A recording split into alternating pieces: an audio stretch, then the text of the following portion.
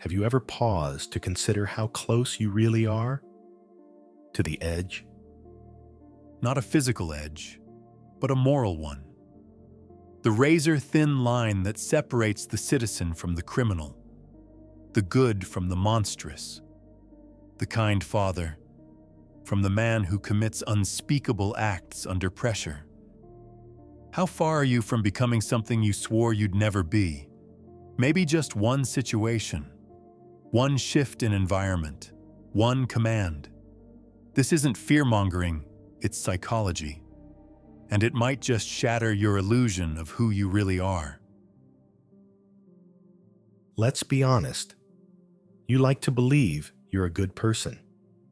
You might help strangers, recycle, maybe even donate to charity when the holidays roll around.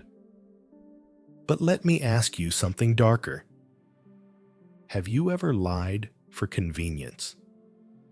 Stolen something small when you knew no one would notice?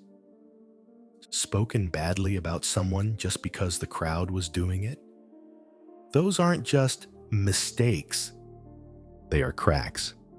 And those cracks can deepen fast. Philip Zimbardo, the Stanford psychologist behind the Lucifer Effect, argues that evil isn't something others do. It's something you might do, given the right pressure, the right context, the right authority. Let's talk about Ivan Chip, Frederick, a decorated American soldier, the boy next door. Before Iraq, he was clean-cut, disciplined, the image of duty. But at Abu Ghraib, that image dissolved into nightmare. He became a cog in a system that tortured prisoners, and he justified it, said he was just doing what he was told. Zimbardo shows us that it's not about being evil from the start. It's about what happens when systems invite us to disconnect from empathy. Put someone in a uniform, give them power, strip others of identity, and you can make anyone dangerous. Zimbardo didn't just theorize about evil, he created it. In a basement at Stanford in 1971, 24 male college students, randomly assigned as prisoners and guards. Within 36 hours, guards were humiliating and psychologically tormenting prisoners, stripping them, locking them in solitary confinement. And they did it not because they were sadists, but because they were told this was the role. Because Zimbardo let it happen. The experiment was supposed to last 2 weeks. It ended in 6 days. If a handful of middle-class college boys can become tyrants in less than a week, what would you do? You might say, but I wouldn't go that far. Let me introduce you to Stanley Milgram. He asked ordinary people to deliver electric shocks to a stranger in another room. And even as the victim screamed in pain, 65% of participants kept going. Just because a man in a lab coat said, "Please continue." They weren't bad people. They were obedient. And obedience can be lethal. From the Holocaust to Jonestown, history shows us what happens when people surrender their morality to a symbol of authority. They stop thinking.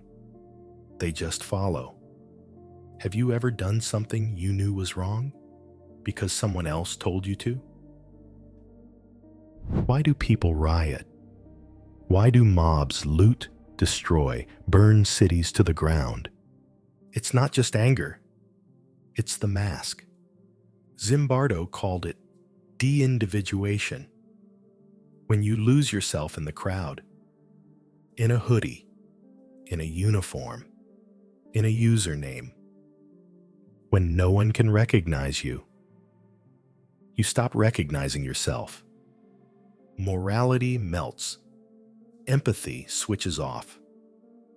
In one experiment, Zimbardo left two identical cars in different neighborhoods, one in the Bronx, one in Palo Alto. The car in the Bronx was stripped within hours. The one in Palo Alto sat untouched. Why?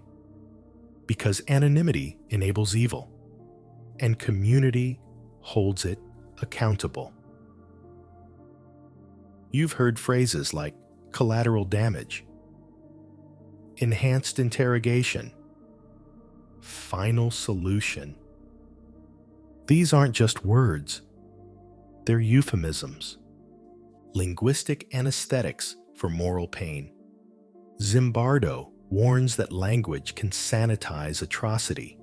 It's not murder, it's neutralizing a target.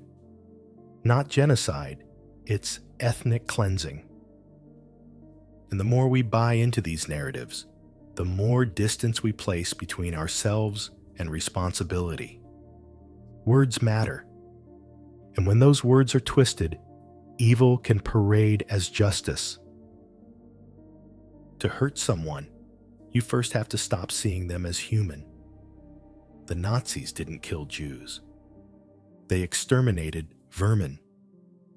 The Rwandan genocide, the Tutsis were cockroaches. In war, it's not the enemy, it's targets. Zimbardo points out that once someone is stripped of identity, once they're a number, a racial slur, a category, you no longer feel guilt because you're not hurting a person. You're erasing a label. The moment you dehumanize someone, you unlock a door to a part of yourself you hoped didn't exist. So what now? Do you give in to nihilism? Do you accept that evil is inevitable? Because if the potential for cruelty lives inside you, so does the potential for heroism. Zimbardo didn't stop with evil. He studied resistance, those who said no, who disobeyed unjust orders, who stood between the weak and the powerful, even at great personal cost. Being a hero isn't about capes or glory. It's about refusing. Refusing to follow a command that violates your soul. Refusing to let others be dehumanized. Refusing to go along with the crowd. At the heart of the Lucifer Effect is a terrifying revelation. You are both the hero and the villain. The line between good and evil does not run between people. It runs through the center of every human heart. The question is not whether you have a dark side.